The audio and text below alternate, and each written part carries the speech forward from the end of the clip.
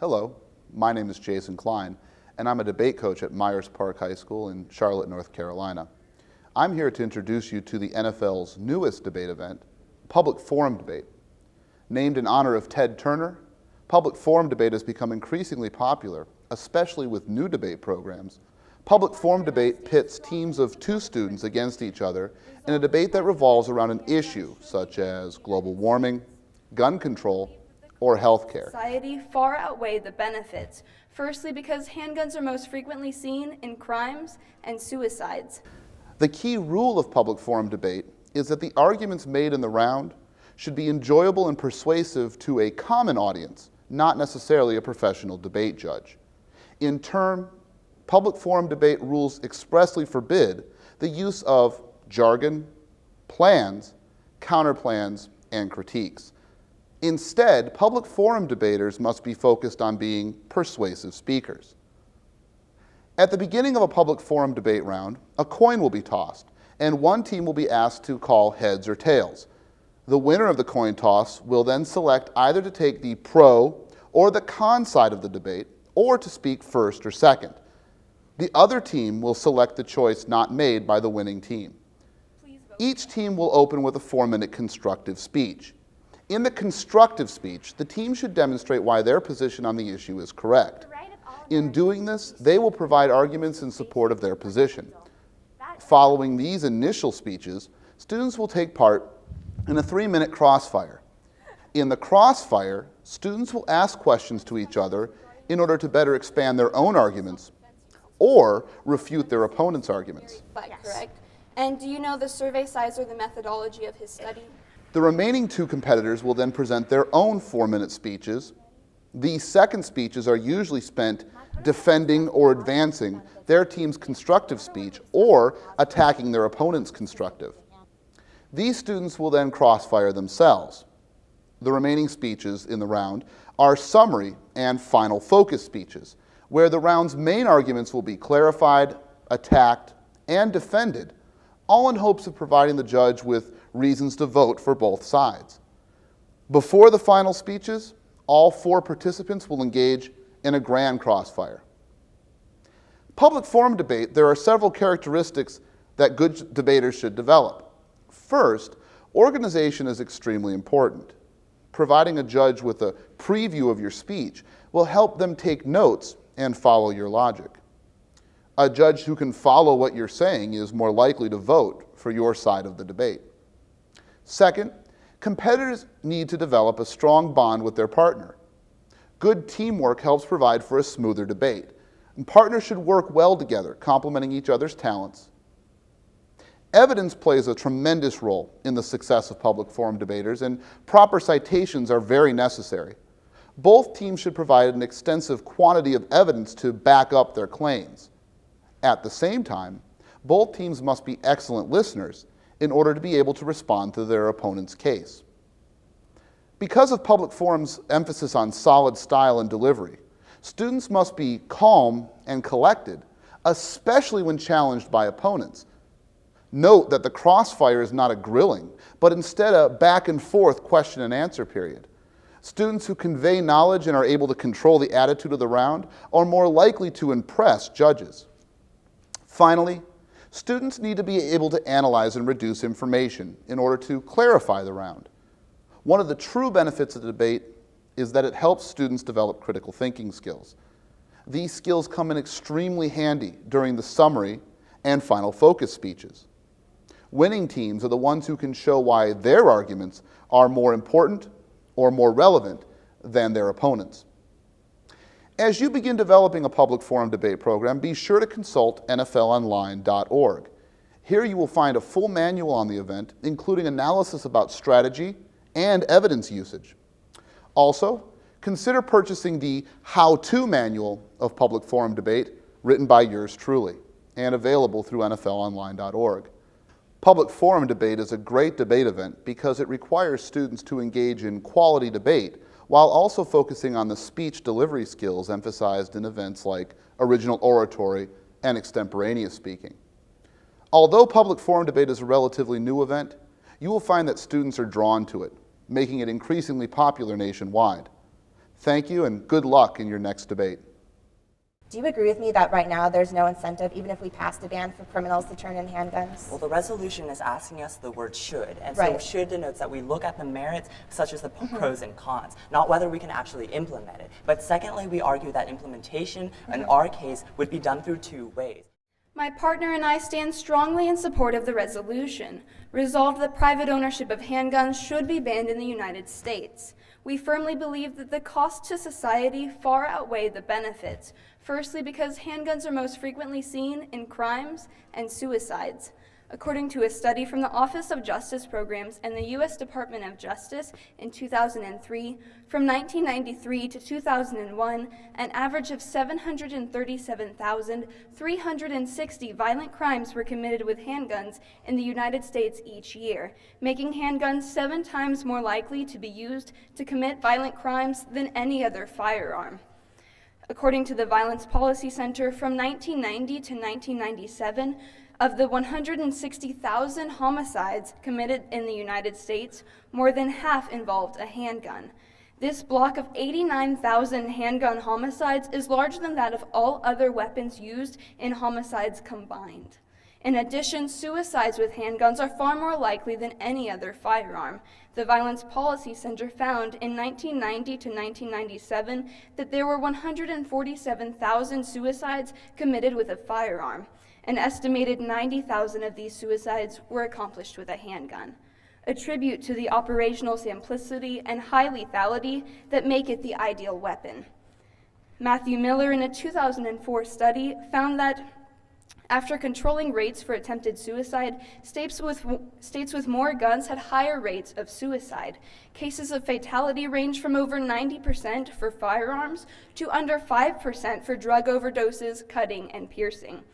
John Asashi supports this in his 2004 article, A Case for Gun Control, by stating residents of homes where a gun is present are 5 times more likely to experience a suicide than residents of homes without guns.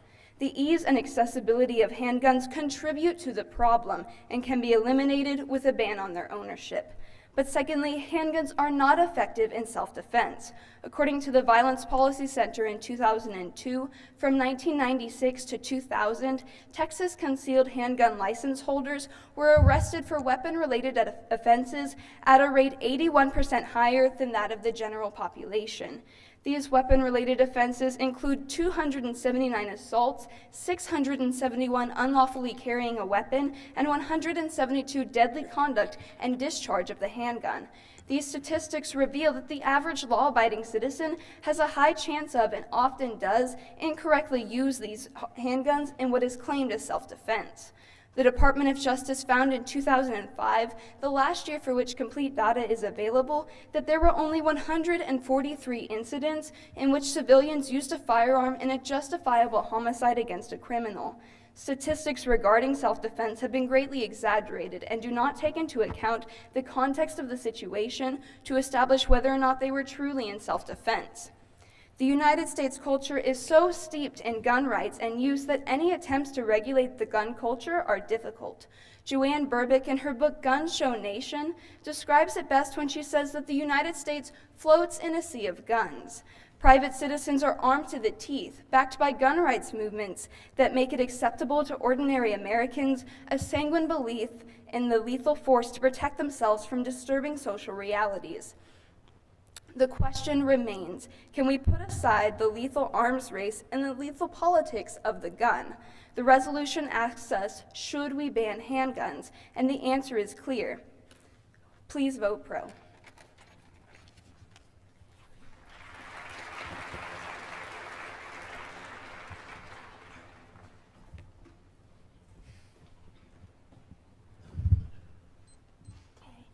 Judges ready? Opponents ready? Okay. The right of all Americans to be safe within their homes is basic and fundamental. That right satisfies the essential human need to be free of fear for one's safety and the safety of one's family. Simply stated, the right to peace of mind. For many Americans, safety is best ensured by the option of owning a handgun. To preserve that option, we resolved that the private ownership of handguns should be banned in the United States. First, the right to self-defense entitles law-abiding citizens to the option of owning a handgun under appropriate conditions.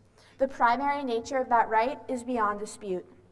As long ago as 1790, Justice James Wilson of the United States Supreme Court proclaimed, "The great natural law of self-preservation cannot be repealed, superseded, or suspended by any human institution."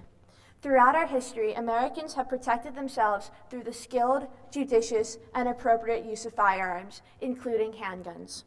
Recent research shows that handguns are used for protection against criminals 2 million times per year, according to Gary Clegg, professor of criminology at Florida State University. In fact, merely brandishing a gun is sufficient to deter a criminal 98% of the time. Allowing citizens to obtain handguns allows them to thwart crimes and protect lives when the police are unavailable. Citizens use handguns approximately 7 to 10 times as often as the police to stop crimes and protect themselves and other citizens, according to Doctors for Integrity in Research and Public Policy. And according to James Wright and Peter Ross's studies, convicted felons fear armed victims even more than a run-in with the police. It would be most unwise to take handguns from citizens who seek only to protect themselves and their families, and who have been successful in doing so. Secondly, allowing American citizens to own handguns for self-defense provides the economically disadvantaged with an opportunity to protect their families. As Professor Clegg confirms, gun ownership costs less than buying and maintaining a dog, paying a security guard, or buying a burglar alarm system. Consequently, it is a self-protection measure available to many low-income people who cannot afford more expensive alternatives. Consider the single mother living in a crime-ridden area of the city. By what other means can she protect herself and her children from the violence that so dominates our poverty-stricken neighborhoods? And it is not only the economically disadvantaged, but vulnerable individuals across the entire societal spectrum who require the option of handgun ownership. Women, the elderly, the disabled, all seem easy prey for criminals. For them, a handgun can be the great equalizer. Mary Zeiss Strange, author of Gun Women, Firearms and Feminism in Contemporary America, elucidates, women must be able to protect themselves, and in terms of both deterrence and lethal force, guns are among the most effective tools available for self-defense. Lastly, a ban on handguns will not serve the public interest. As Daniel Paulsby, dean of the George Mason School of Law, explains, the purpose of a law and its likely effects are not always the same thing. Anti-handgun advocates promise safer communities, yet the evidence is that gun bans and draconian restrictions will not reduce criminals' access to guns, but will instead disproportionately disarm good citizens who cannot be effectively protected by the police, as stated by Doctors for Integrity in Public Policy Research. Britain's experience perhaps best illustrates the point. The years following the British ban on handguns showed a 40% increase in the criminal use of handguns. The United States will surely suffer the same consequences. The Department of Justice has found that 80% of felons obtain their guns illegally. A ban on handguns will thus put law-abiding citizens at risk while leaving armed criminals free to prey upon them.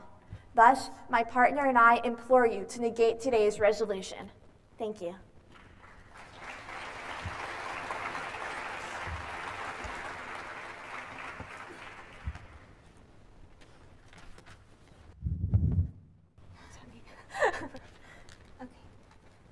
My first question is regarding your statistics as to the numbers of self-defense uses per year.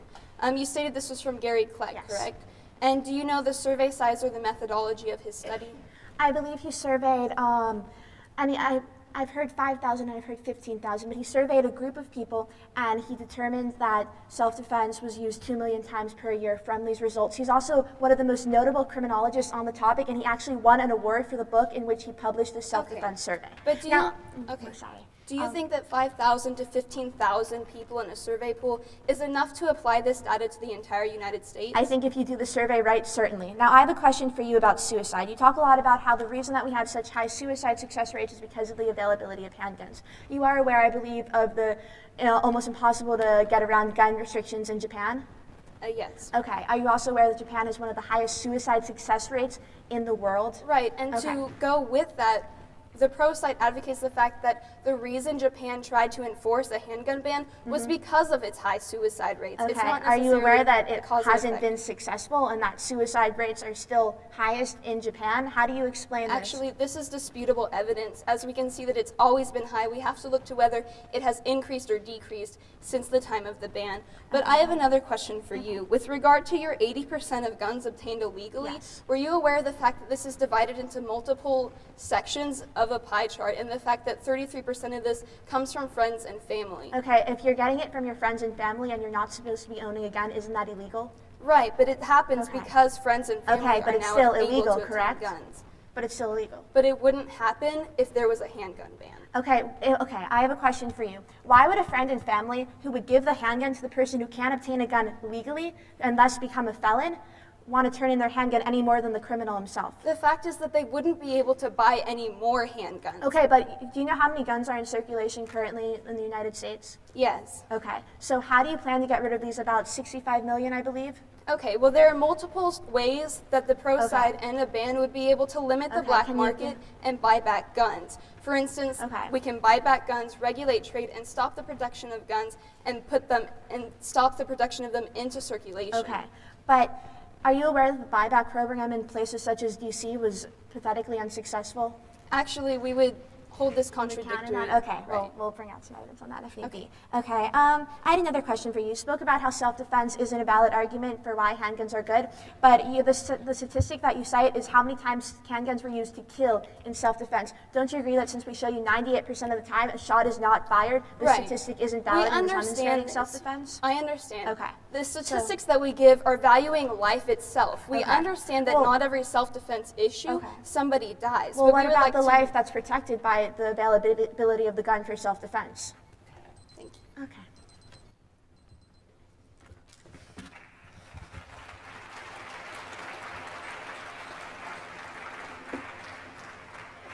The most important thing to look towards in today's debate round is the cost versus the benefits of a handgun ban. With that in mind, we look to my opponent's case. They argue first that it's a right to self-defense. However, I introduced an earlier case of Quilici versus Morton Grove, where Quilici challenged an Illinois ordinance banning handguns. But what this court found was that it was constitutional due to the fact that it still allowed for self-defense by other means. But secondly, when they argue that self-defense is a benefit from handguns, we can see that this is problematic for several reasons. First, the Police Foundation found that the possession of handguns actually contributed and encouraged citizens to escalate conflict. When you look at the Texas policy evidence we show you, many citizens, 81% times higher, commit crimes with excessive force and excessive violence, as well as illegally carrying handguns. And these are law-abiding citizens. Clearly, this shows a disregard for the law set in place to regulate the youth. But secondly, we can look to the National Crime Victimization Survey that polled more than 120,000 people. When compared to Kleck's analysis, where he extrapolated 2.5 million defense uses out of only 5,000 people, this provides a much more accurate reading. And what the NCVS found was there was only 65,000 self-defense uses each year. When compared to the 737,000 violent crimes, you can clearly see that the benefits of handgun are far less than the costs they are to society. But third, the Stephen Rixo from the University Hospital found that 90% of burglaries occur when a victim is not at home. And so self-defense at home isn't the issue in most of the cases. But fourth, according to the NCVS, 88% of the victims who use self-defense out of the 65,000 used it in a place where handgun possession, regardless of use, was illegal. And so clearly we can see that there's a strong disregard for the law. But the final reason why self-defense isn't a valid argument is because my opponents argue that it's a deterrent. But when you look at Joanne Burbick's analysis, she tells you the fact that just because we have self-defense, we're perpetuating an arms race. All we're going to do is try to defend ourselves, but criminals will match that and try to obtain more weapons in order to match the violence, while we're not solving the problem. So when we look through their second example, the fact that the economically disadvantaged also have the ability to obtain handguns, this isn't true because criminals also have that ability. The reason why a handgun is so important for criminals and most widely used is the fact that they're 3 C's. The fact that they're concealable, have a high capacity, and high caliber, making them more effective in criminal hands than in citizens. But last, my opponents argue that there's a public interest and that a handgun ban wouldn't be effective. They cite that 80% of handguns are obtained illegally. However, according to the FBI's National Crime Information Center, they found that 31% of all illegal handguns are obtained legally through families and friends, and 27% of illegal handguns are bought from retailers. So what the pro is advocating is a complete handgun ban would do 3 things. First, it would stop the legal means in which criminals obtain handguns, but secondly, what it would do is control interstate trade. When we look to Washington, D.C., they had a handgun ban, and the fact that it wasn't effective was because you could simply cross the river and buy a handgun where it wasn't banned. But third, and most importantly, it will make it difficult for criminals to obtain handguns while making it a deterrent for them to do so as well. Clearly, when we look at the analysis given by the Johns Hopkins University study in 2006, by merely finding 1 illegal handgun, they were able to trace it to a gun dealer, effectively reducing the amount of handguns circulated throughout the area by 44%. So clearly we can see by making handguns illegal nationwide, we can fix the problem of a black market as well as legal methods of obtaining. So in this round, you can clearly see that the benefits of having handguns in our society are actually detriments. And so for those reasons, please vote pro.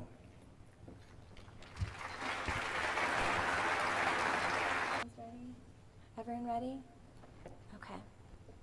My opponents want to discuss the costs versus the benefits in today's debate. But remember, when we're discussing the costs, first they have to show the costs are specific to handguns. Secondly, they have to show that these costs they propose would actually be remedied or eliminated by a ban on handguns. And thirdly, they have to show that whatever cost it takes to actually implement the ban, they have to subtract those from the cost of handguns right now. And if they end up with a net benefit, then we'll talk. But they're not going to for the following reasons. Because first they discuss crime and suicide. But remember, right now, 90% of adult murderers have had criminal records as adults. So if we were enforcing our laws, these people who are committing crimes with handguns wouldn't have them in the first place.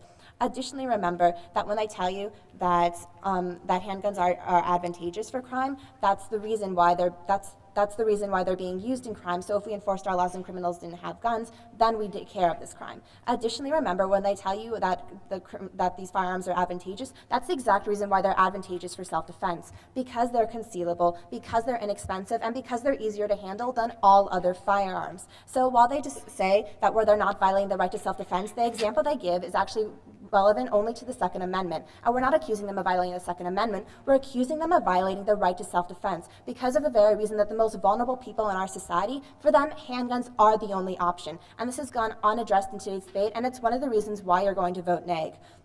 Additionally, they continue to cite the Violence Policy Center. But remember, Josh Sugarman is the executive director of the Violence Policy Center, and he has an agenda to make. He's promoting gun control and gun bans, so his statistics are not relevant in today's debate. Now let's look at their point about suicide. Remember, first of all, there are alternatives to commit suicide. And as Amanda told you in cross-examination, although Japan banned all firearms and all swords, they still have the highest suicide rate of any other country. So we see right there is no direct causation between handguns and suicide. And that's important in today's debate because our opponents can't just show you correlation, they have to show you causation. Now let's look at their point where they tell you that handguns are ineffective for self-defense because some Texans are using them in assaults. But first of all, they don't show you any connection between an increase in crime and then these assaults that are being used by handguns. Additionally, this isn't a reason for a ban. All it is a symbol of irresponsibility. So if we promote more responsibility and gun safety, then we get at the issue. Additionally, when they tell you that there have only been 143 justifiable homicides, that doesn't actually address the importance of self-defense because Amanda and I show you that 98% of the time, a shot never needs to be fired. Brandishing the gun is enough to deter a crime, and in fact, it is the most deterrent form of deterrence. Now let's look at their point where they tell you about the gun culture and our sea of guns. Remember, first of all, this doesn't refer to handguns. It refers to guns in general. So this shows that when you ban handguns, you actually don't accomplish anything for our gun culture. But additionally, remember that handguns aren't really the problem, because according to the National Center for Policy Analysis, 1 out of every 123 handguns is used reducing crime in any given year. So if 122 times a handgun is being used responsibly, you see that you're punishing a really small minority at the sake of the majority of people who are using handguns responsibly to deter crime. Additionally, remember, this is a really small issue when we look at our violent culture because 90% of all violent crimes in the United States do not involve firearms of any type, according to the Bureau of Alcohol, Tobacco, and Firearms. So we see that handguns and firearms are not really contributing to our violent culture. And the solution is to enforce our laws, because if we did so, then criminals who are causing the statistics for crime wouldn't be causing these statistics in the first place. Additionally, when they cite the NCVS versus our CLEC analysis, remember this is a government organization, so when people were reporting to them, they were less likely to be truthful than they were with CLEC.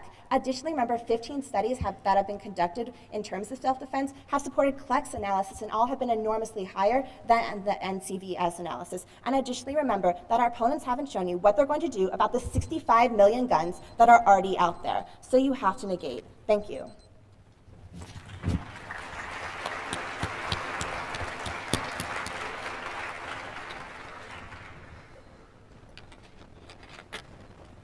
Sure, let me just set the timer so we can listen. Okay. When you just stated that it was a symbol of responsibility, an irresponsibility when a citizen uses a handgun irresponsibly, how do you solve that when handgun bans or handguns are being used so irresponsibly in today's society? Well, we show you that first of all, the majority of the time, they are being used responsibly. In addition, we show you that the solution to address this minority who are using them responsibly, it isn't to place a total ban so that every single American citizen can access a handgun for self-defense. The solution instead is to promote responsibility and gun safety. Would it be okay if I asked you a question? Sure. Do you agree with me that right now there's no incentive, even if we passed a ban, for criminals to turn in handguns? Well, the resolution is asking us the word should, and Right. so should denotes that we look at the merits, such as the pros and cons, not whether we can actually implement it. But secondly, we argue that implementation, in our case, would be done through two ways. The fact Okay. that a nationwide ban would effectively control interstate trade, making it difficult for handguns to go from state to state. But secondly, it would make it more easily traceable, as according to the Johns Okay. Hopkins Institute. Right, And, right. But for handguns to be traceable in the first place, that means that right now they have to be registered. So at the point where 35 of our states have neither a licensing nor registration system, do you agree that this traceability is going to be difficult to do? Actually, no, because according to the Washington Post, it was after a handgun that was used and found to be illegal or not registered that the police were able to pinpoint it to a gun dealer. So Right. no matter what means the handgun was used or whether it was traced, Okay. it was more efficient to regulate handguns and therefore trace them. So Okay, I have but a right now we're only investigating, do you agree that we're only doing these investigations 3.3% of the time? I would argue that you haven't provided that statistic, and you Right, I haven't haven't given- provided that statistic, you're right. I have But a- if I do, will you agree with it? I would disagree with that because with it.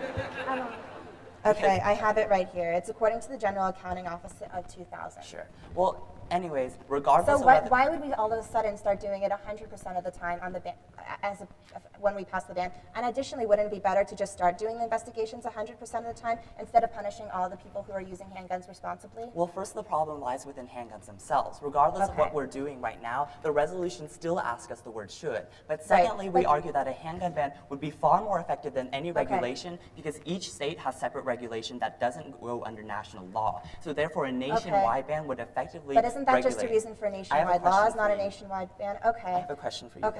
though. In your analysis, do you ever refute the fact that Gary Kleck only used 5,000 people in a Okay. survey compared to the NCVS with 120,000? Okay, I'm glad you brought this up because I don't really think it's the size of the study that matters. You could do a study of 200 citizens and it could be correct. It's the method, the scientific method behind the study. So when you see that 15 studies of varying sizes support Kleck's study and they don't support your NCVS study, then the Kleck study is what you're going to be looking at. Would it be okay if I asked you a question? Sure, go. Because you keep talking about how the resolution says should, but do you agree when we're talking about the cost versus the benefits of handguns, you have to prove that the ban would be successful in order to eliminate your costs? Well, when we're looking at a handgun ban, we should be looking at towards whether it's a benefit to society or not.